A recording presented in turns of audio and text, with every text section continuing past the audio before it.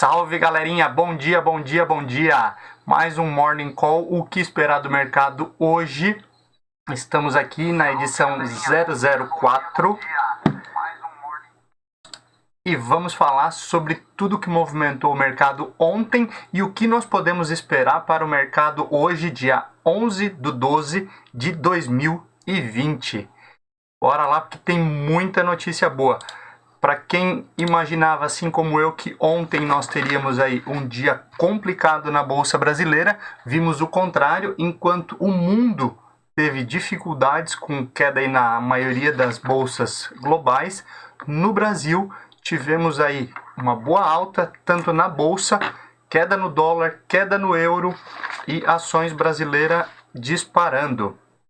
Além disso, nós temos algumas informações importantes e relevantes ontem referente à vacina para o Brasil e principalmente o que deu muita vazão para o mercado brasileiro foi a manutenção da taxa Selic em 2%, o que favorece os mercados de bolsa de valores e a ida para a bolsa de valores, mas o Copom já dando uma ideia de um possível aumento da taxa no início do próximo ano. Talvez não na primeira, mas na segunda reunião já do ano que vem, e já se espera uma mudança também na taxa Selic.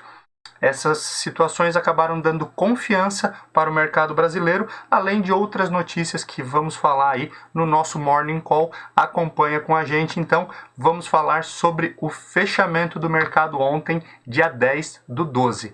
Vamos ver então Ibovespa fechando em 115 mil pontos, alta de 1,88%, volume de quase 38 bilhões de reais. Lembrando que desde do final do mês de fevereiro que nós não tínhamos Ibovespa nesse nível.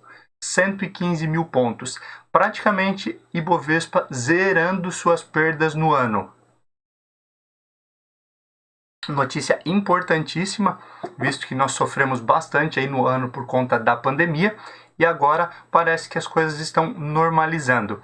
Nem os especialistas imaginaram que chegaríamos nesse momento num cenário tão positivo. Óbvio que muita água passa por debaixo dessa ponte ainda até o final do ano, mas um cenário bem interessante para os investidores no Brasil e para a economia brasileira. Continuando aqui, o dólar ontem teve uma queda de 2,63%, fechando em R$ 5,03. O dólar, gente, que até uns 3 meses atrás estava sendo cotado a quase R$ 5,80. Então, retomamos aí patamares abaixo de R$ 5,10. Fazia um bom tempo também que não víamos notícia nesse sentido. Como eu disse, muita água pode passar ainda embaixo dessa ponte, mas uma boa notícia aí para o mercado nacional. Ontem a Nasdaq teve alta de 0,54 com 12.405 pontos e as demais bolsas norte-americanas em queda. S&P queda de 0,13 a 3.668 pontos, Dow Jones a 29.999, queda de 0,23. Como eu disse, uma notícia importantíssima para o Brasil ontem, essa alta em meio às bolsas mundiais colapsando. Colapsando não, mas todas elas em queda por conta de coronavírus e diversos outros motivos. Quando vamos para a Europa, o euro também teve queda aí de 2,15%, chegando aí a R$ 6,11 ontem. Boa notícia também. Alemanha, queda de 0,33 na bolsa, fechando em 13.295 pontos. França, alta de 0,05, praticamente estável, a 5.549 pontos. E Reino Unido com alta de 0,54 a 6.559 pontos. Lembrando que o Reino Unido é o primeiro país do mundo, ou pelo menos da União Europeia, a começar a imunizar a sua população. Inicialmente será imunizado 1/3 da população do Reino Unido com a vacina da Pfizer. Na Ásia, a China teve uma alta de 0,11, fechando a 13.731 pontos, e Japão uma leve queda de 0,23, fechando a 26.756 pontos. Quando olhamos aí para as criptomoedas, Bitcoin em queda, Ethereum em queda, Bitcoin com queda de 1,26% e Ethereum 2,37%. As criptomoedas que, apesar de estarem na moda nesse momento, têm tido algumas semanas, alguns dias aí de queda frequente. Petróleo, o petróleo Brent teve alta de 3,11% e o WTI de 2,99%. Lembrando que o petróleo Brent teve a primeira vez acima de $50 o barril. Isso é importantíssimo porque é um sinal de retomada da economia, visto que você só usa combustível, só usa petróleo quando as coisas estão mais normais. Então é uma boa notícia para o mercado brasileiro. Muita coisa boa, apesar de algumas notícias que ainda preocupam, mas imaginamos aí um cenário melhor para as próximas semanas, para o final desse ano. Continuando aí falando sobre o fechamento de ontem, as principais altas da Bolsa Brasileira: Siderúrgica Nacional, CNSA, fechando com alta aí de 10% a 28,42. Siderúrgica aí já tendo mais de 15% de alta somente nesse mês. Então, bem importante, obviamente aí muito puxado pelo preço do minério de ferro. Prio 11, alta de 6,02, Prio que vinha aí de uma boa subida, depois queda, agora volta a ter uma boa subida também. BBAS3, que é Banco do Brasil, chegando a quase 6%, fechando em alta de 37,99. Sul América a 4,65 de alta, 44,50, e Bradesco fechando aí com alta de 4,31 a R$ 23,71. Bons números aí, olhando principalmente para os grandes bancos que tiveram aí ontem um cenário bem positivo em relação aos últimos meses. As principais baixas temos Suzano, com queda de 3,67%, fechando a R$ 50,55. BRFS, fechando com queda de 2,51% a R$ 22,11. Essas aí empresas que dependem diretamente do dólar, então acabam sofrendo um pouco com esse cenário. Magazine Luiza, fechando aí a R$ 23,40, com queda de 2,41%. Reforçando aí o que eu já disse durante a semana, é a primeira vez que Magazine Luiza tem quedas abaixo dos R$ 24,00 nessa semana, que é o valor de precificação após o desdobramento das ações alguns meses atrás, onde com o desdobramento de 1 para 4, se você não entende sobre isso, no canal eu vou deixar um vídeo explicando o que é esse desdobramento. Então você consegue entender melhor esse cenário. Mas no desdobramento a ação veio a R$ 24,00 e agora, pelo segundo dia consecutivo, fecha abaixo dos R$ 24,00. Azul volta a ter queda de 2,05%, fechando a R$ 40,05, e Lojas Renner, queda de 1,63%. Claramente vemos aí que as empresas de varejo e aquelas que estão com sua negociação atrelada ao dólar sofreram bastante no pregão de ontem, mas também tivemos algumas ações aí que dispararam, por isso é importante a diversificação das carteiras. No cenário brasileiro não temos nenhum grande indicador que vai fazer a diferença hoje, nada para ser divulgado. As principais notícias já foram divulgadas durante a semana, mas no mercado internacional nós temos divulgação hoje da inflação na Alemanha. Na verdade já foi divulgada, a Alemanha fechando aí nesse momento uma inflação negativa ou uma deflação de 0,3% no ano. Enquanto nós estamos aí com a inflação quase passando do centro da meta, com essa perspectiva, a Alemanha tendo deflação de 0,3% por conta aí da pandemia, lockdown e diversas outras medidas que foram tomadas na Alemanha. Nos Estados Unidos, hoje temos índice de preços ao produtor, que será divulgado hoje no meio da manhã. No campo político, voltamos à briga pela Câmara e Senado. Arthur Lira lança candidatura para a presidência da Câmara no lugar de Rodrigo Maia. Ele tem o apoio de boa parte do Centrão e do presidente Jair Bolsonaro. Então volta a briga política para ver quem comanda a Câmara e o Senado no próximo ano. Também ontem foi divulgado um novo bloco na Câmara de Deputados, que vai ter aí principalmente DEM, PSL, MDB e PSDB, além do Cidadania e do PV.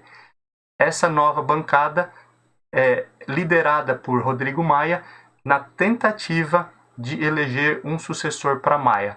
Em outras palavras, ninguém quer largar o osso. O presidente quer ter seu apoio, enquanto Rodrigo Maia e outros dentro da Câmara e do Senado, deixa eu só silenciar aqui o meu celular, que eu esqueci.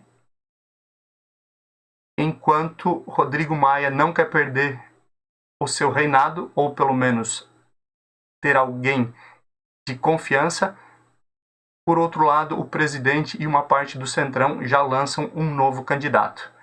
Pelo jeito, teremos um 2021 com muita briga política, como já é normal no país. Vamos às notícias boas da política. O Senado aprovou a ampliação do Pronamp para 2021. Se você não conhece, o Pronamp é uma linha de crédito com juros mais baixos para micro e pequenas empresas. Então, tirando aquelas grandes corporações que têm vários incentivos, o Pronamp é um dinheiro específico aí para micro e pequenas empresas com menor taxa, mais prazo para começar o pagamento, o que facilita muito aí os pequenos negócios que no Brasil geram muitos empregos. Falando em vacina, a OAB garantiu que vai ao STF, ao Supremo Tribunal Federal, para garantir que não haja politicagem em relação à vacina, porque o governo deve comprar vacinas aprovadas por órgãos estrangeiros. Se você acompanhar aí durante a semana, tivemos diversas discussões entre estados, federação e o ministro da Saúde em relação a qual vacina deve ser comprada para tratar coronavírus no Brasil. Quando partimos para o campo econômico, vemos mais alguns problemas. Inicialmente, Boris Johnson e também a própria cúpula da União Europeia. Desculpa, a água desceu pelo lugar errado aqui.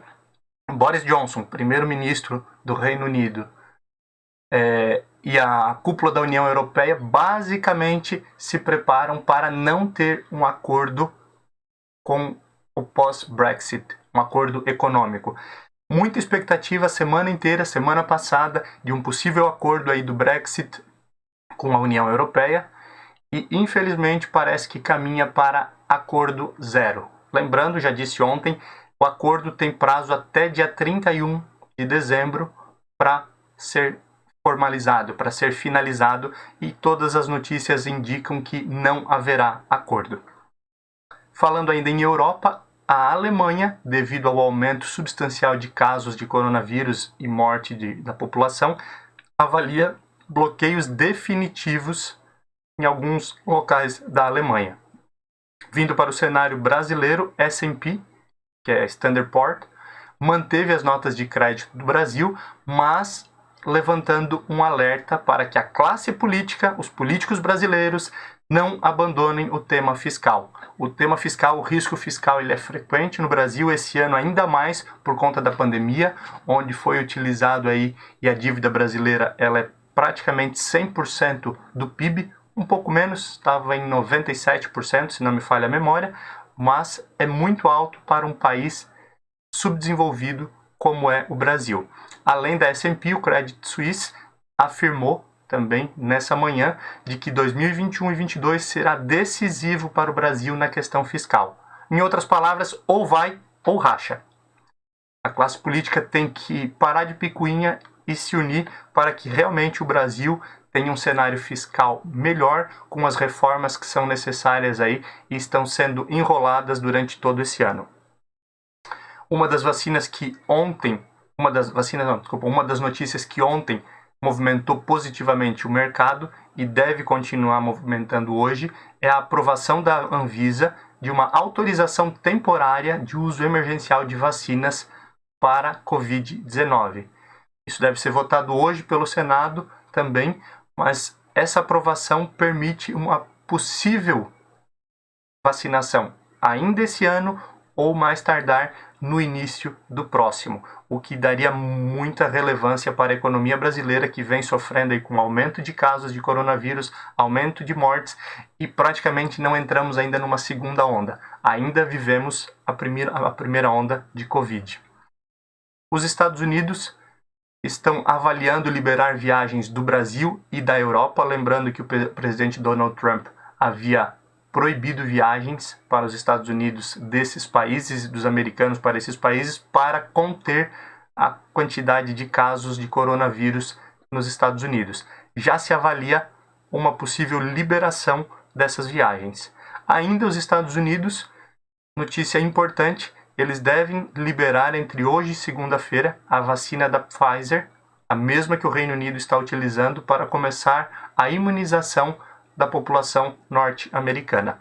Falando em Europa e Estados Unidos, na Europa o pacote de estímulos econômicos está em andamento, quase aprovado, um valor aí acima de 700 bilhões, enquanto que nos Estados Unidos um pouco travado o pacote de estímulos aí de mais de 900 bilhões que está sendo negociado aí desde o início da semana. Esses pacotes de estímulos são fundamentais para que a nossa economia, a economia global, volte a andar corretamente. Um quadro aqui, depois você pode parar e eu vou publicá-lo nas minhas redes sociais.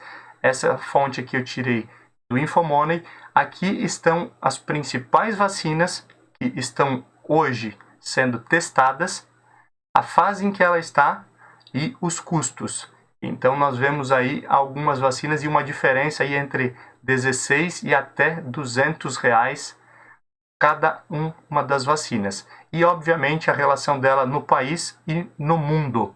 Depois você pode acompanhar isso, ou pausa o vídeo ali, ou observa lá no meu Instagram, que eu vou publicar com um pouco mais de detalhes essa tabela aí para você entender quais são as vacinas que estão em andamento e qual a eficácia delas hoje.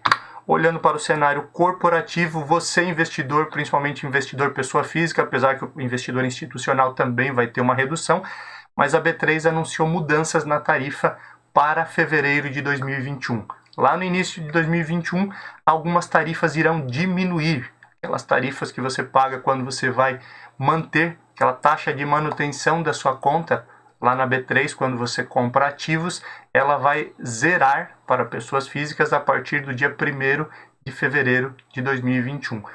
Investidor institucional e estrangeiro terão algumas mudanças, mas o principal é para você, pessoa física, lembrando que a Bolsa de Valores do ano passado para cá aumentou drasticamente o número de CPFs na Bolsa. Então vai diminuir seu custo e para quem investe e investe pouco, como é o caso de pessoas físicas que estão começando, qualquer valor que você deixa de pagar vai ser relevante lá no futuro.